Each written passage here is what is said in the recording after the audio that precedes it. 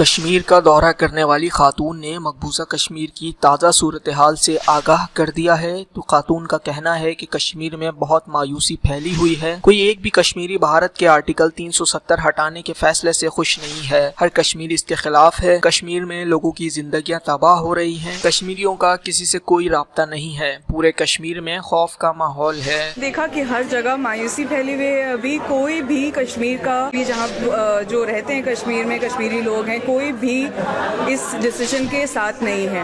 Everybody is opposing this decision और हर लोगों के day to day lives destroy हो चुके हैं। कश्मीरी जो कम्युनिकेशन सारे चैनल्स थे वो सब बंद हो गए हैं। सिर्फ ऐसा लग रहा है कि एक खौफ का माहौल फैला हुआ है। लोग डरे हुए हैं कि कब आर्मी आएगी और उनके घर से जवान लड़कों को उठा के ले जाएगी। औरतें घूम नहीं पा रही क्योंकि उनको खौफ है आर्मी से।